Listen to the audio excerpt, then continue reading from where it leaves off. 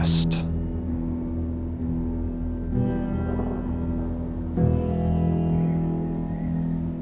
The last storm was already on the horizon when I awoke that Sunday morning. It hung in the south, a solid black wall of dust, churning and seemingly motionless. I'd every intention of sleeping late into the morning, as had been my Sunday custom since Adele and the girls had left.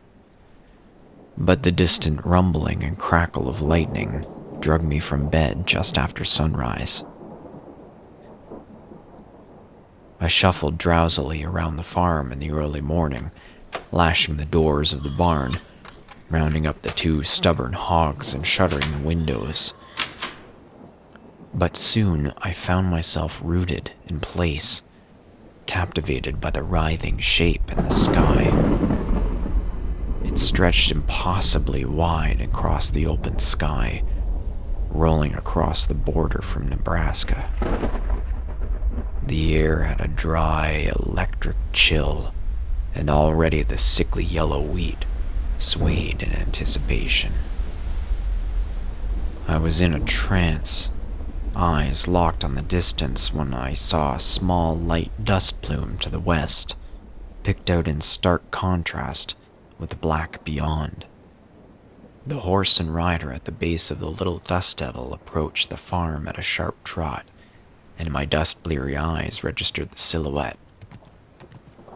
Carl Jordan had owned the farm next to mine for as long as my family has been in the Dakotas. I grew up with his great booming laughter warming our home nearly every night. His usual broad, yellowing smile was absent beneath the recently trimmed mustache and broad-rimmed black hat. His dark suit was blotted with a fine layer of grit that he brushed absently at. Eddie! His voice was tired and small as he looked down at me. No church today? I hadn't been in months, and he'd once admitted to envying me. I just didn't see the need any longer, and I've relished the extra hours. I ignored the question. "What's troubling you, Carl? Maddie all right?" I asked. He turned towards the south, to the storm, and sucked loudly on his lower lip. After a few moments of thought, he sighed deeply with a phlegmy rumble. The Hattersons are dead. All of them, except Saul, he said evenly, not returning his gaze to mine. I drank this in for a moment, feeling the insides of my sinuses beginning to burn in the cool and arid breeze. I briefly dwelt upon the image of the youngest Hatterson, a tow-headed toddler with the dim-looking smile I'd seen at the general store with Saul and Molly a few days prior. "How?" I asked finally. He grimaced slightly, still gazing south. Saul's missing. No one's seen him since last night. Molly and the kids are dead and Saul's gone. It don't sound good. Carl slumped forward a little, and I saw, not for the first time, how old he was. The whole hornet's nest is stirred up over in Picton. They was going to lose the farm, they say. Fleetingly, it concerned me that I could easily see the connection between these facts. Maddie's fine. Just a little ill this morning. Thanks for asking, he said after another silent moment. He broke from the black clouds and fixed his eyes on me. He offered a pale imitation of his familiar smile, but his eyes remained squinted tight, haunted. He looked as if he had more to say, but at last he just nodded and gathered the reins. Be safe, Eddie, he said, a phrase worn smooth by repeated use, and turned towards his farm, trotting quickly, head still crooked towards the storm. By noon, I could only watch as it reached up and blotted out the sun.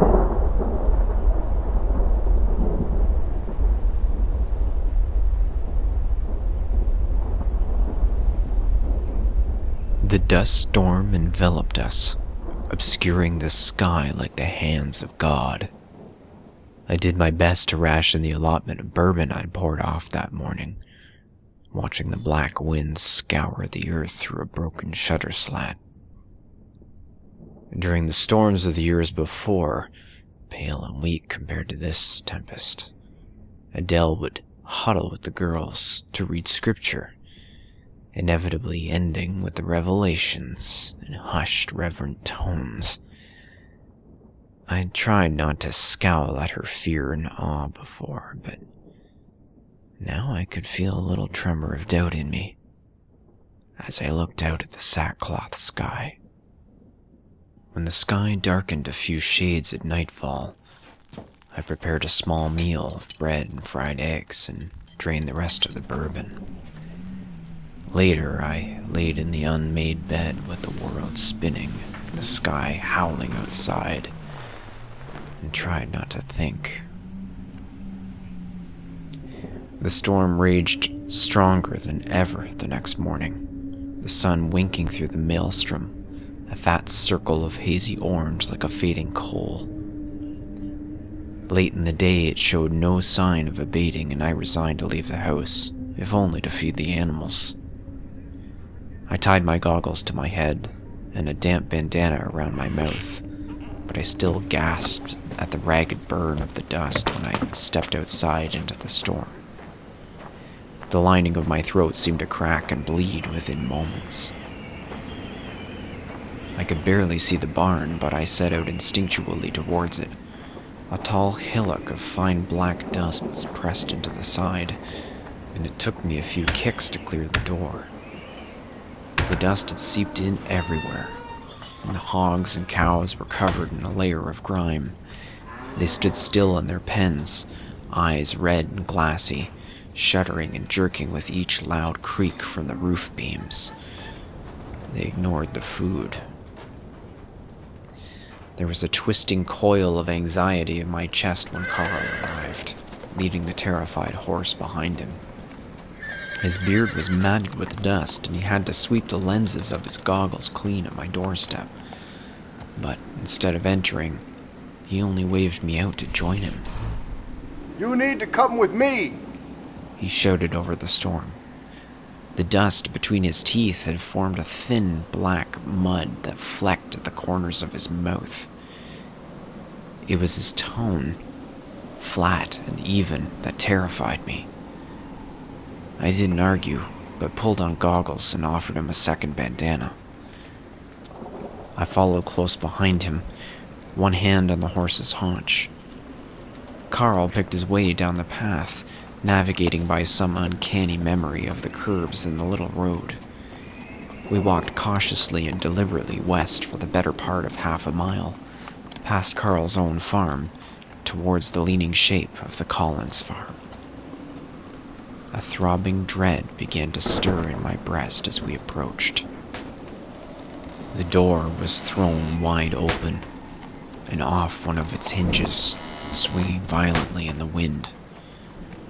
I could see Roger Collins, slumped in the doorframe, the congealing blood on his forehead caked with the fine dirt. His eyes were open. The left eye beneath the bullet hole was flooded red and tilted wildly skyward. Clutched in his curled hands was a rifle with one spent casing. Abigail Collins and her youngest were inside, curled tightly around each other in the corner of the room. The flowers of blood that bloomed on the fabric of their dresses was bright and vivid. Slumped upright at the dinner table, as if ready for a meal, was another figure, filthy and caked with black dust. He seemed composed, sitting upright and proud despite the pinprick bullet hole, clean and bloodless, standing starkly in the center of his throat. His grimy skin was dried and shriveled. His eyes were closed, the lids sunken over the pits. It took a long, yawning moment to recognize the desiccated face. Saul Hatterson, hands clasped around a little revolver, looking for all the world like he'd been dead for a week. Saul Hatterson, grinning obscenely wide, showing dried black gums. Despite the roaring storm, there was an unearthly stillness in the little house, and I could hear my heart thudding in my ears. I turned to Carl with pitiful expression, a plea for some sort of understanding. I was bringing them some canned food. Roger was worried about being able to last out a long store. He shouted from the front porch, where he was closing Roger's eyes and wiping the blood from his hand. He looked up at me and stood. Jed's missing. I gazed around the room again, before turning to Carl. You don't think that Jed... I began, letting the idea remain unsaid. Jed was a quiet and sickly kid, but something about him had always set my teeth on edge. No, he barked. I don't think a 15-year-old could be capable of this. But I didn't think Saul was either. None of this makes any sense. He brushed the lenses of his goggles clean once more. No, it does not, I agreed. We should head into Picton to tell someone, but I need you to drive the Collins Ford. I can make it between our 3 farms on foot reliably enough, but I don't think me or that horse could make it all the way into town. Carl looked mildly embarrassed, hidden as he was behind dust and beard, and I followed him into the barn. The Model A made a few grinding rasps before dying completely, refusing to respond to anything. When I opened the gas cap, a damp and clumping mixture of dust and gasoline tumbled from the little opening. My breath came in increasingly shallow gasps as we moved to the Collins tractor, unscrewing the cap. The same reeking clay was stuffed to the top of the tank. The walk back towards our farms was silent, my heart pounding as I struggled to keep my breathing steady, as the inside of my sinuses were scoured raw. First Carl's tractor, then we checked mine. Both were useless and clogged with dust. If Carl was as panicked as I was, he refused to show it. Eddie, I don't know what this means, but I think I'd appreciate it if you stayed with me and Maddie tonight. The storm has to let up in the morning, I'm sure. He yelled to me as we crouched over my tractor, the sky dimming. I could see at last the spark of fear in his eyes, and it brought me a little solace.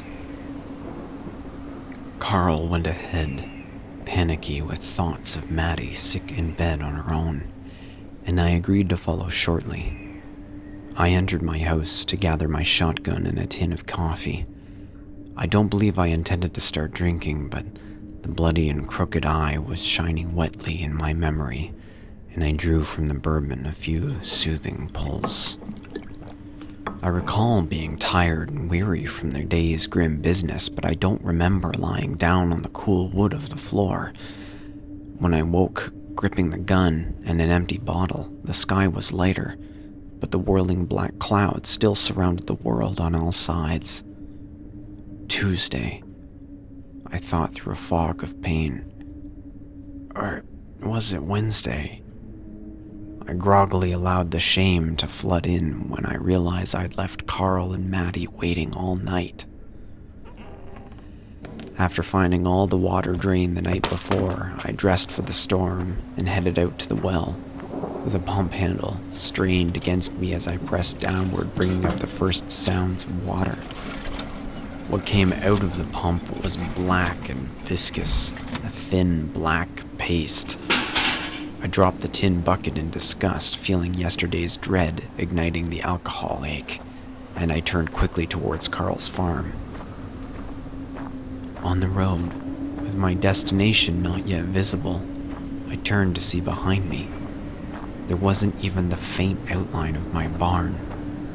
In that moment, I was alone, surrounded by a wall of vibrating earth and wind on all sides. It could have been all of creation, and I would never know. It could be the end of creation, and I would never know. I turned back towards Carl's farm and began to run in a panic, frantically hoping I had not altered direction.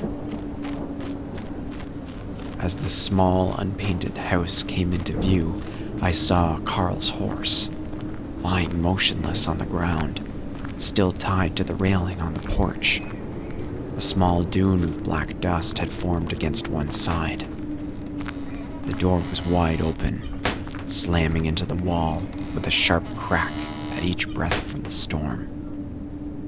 My panic spiked like a fever when I stepped inside, and my body began shaking violently.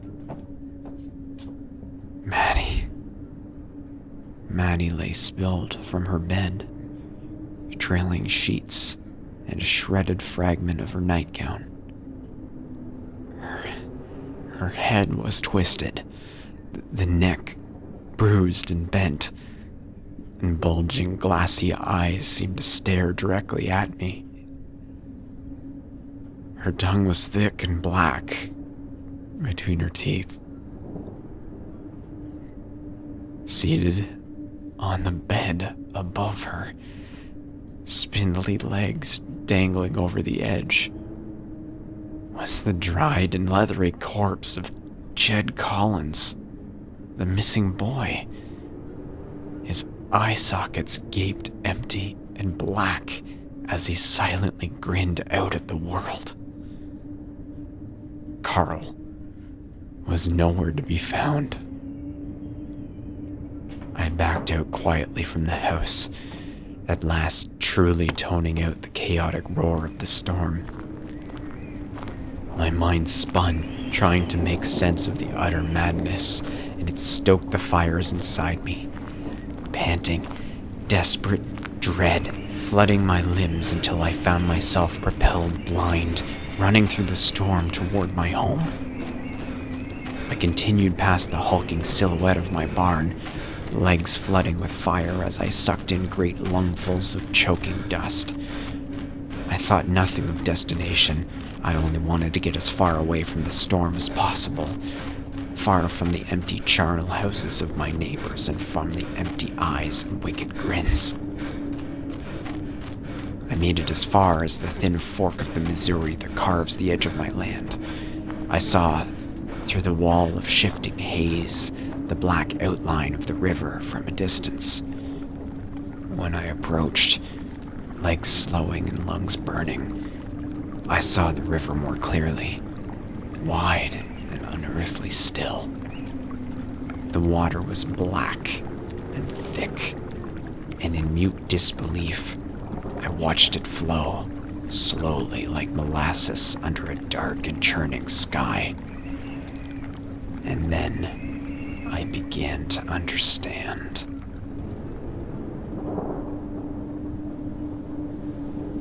I nailed the shutters closed, driven by an animal urgency of purpose.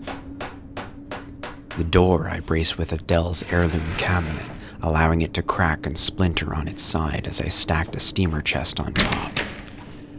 I didn't really believe that this would slow whatever would come tonight in the howling darkness, but I wanted to have the time to know, to be sure. The last bourbon bottle lay empty on the floor, and I was glad for this, for the chance to be clean-headed at last. I sat back to the wall, facing the door with the shotgun in my hands, and I waited. The sky darkened, and the storm continued to howl. I measured my breaths, trying to hold on to that moment of calm, to stretch it out until it dried and snapped apart. It was late at night when it arrived. I could hear the heavy footsteps circling the porch, pulling lightly, testing each shutter. My hands were suddenly slick with sweat on the barrel of the shotgun. The shuffling footsteps stopped in front of the door, and I saw the wood flex ever so slightly as pressure was applied. A scraping sound began to rise, hissing from the small barricade as it began to slide slowly across the floor. The force on the other side of the door increased slowly, steadily, grinding against the heavy barricade until the door was open to the storm and to the night and beyond. The figure swept into the room with a silent grace that surprised me and stood regarding me.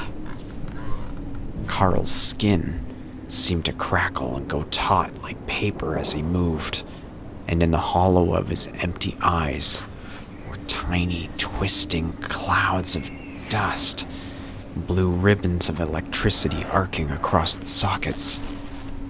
He was smiling, a smile I'd never seen from him, a wide, obscene grin. I felt a strange sort of calm then, the surety of knowing, despite the impossible madness of it all.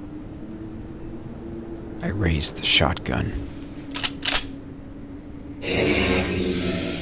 The thing inside Carl hissed in a voice like grinding sand. The corpse took another step towards me, and I saw a black trickle of mud from the edge of its cracked lips. Go ahead and shoot it. See what it gets you. I smiled back at him, seeing the solution so clearly at last. I took a moment to be thankful that Adele and the girls were gone. Thankful, in an awful way, that I'd struck her hard enough for her to finally leave me. This would not be the night that they'd die. It had moved halfway across the room now, shuffling towards me. The malevolent spark of its eyes locked on me. The now familiar dread reared up to swallow my temporary peace. In the black whirlpool of its eyes, I saw the great storm, covering the entire earth in a final gloom. I saw trails and chains of endless murder and atrocity crisscrossing the darkened world into that last eternal night. I saw the end. All I had left was a little sliver of hope, enough to spur me onward. I swung the shotgun up under my chin, feeling the cool of the barrel on my skin.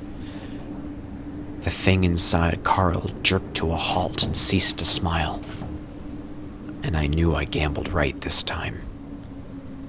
It needed me, and it can't have me.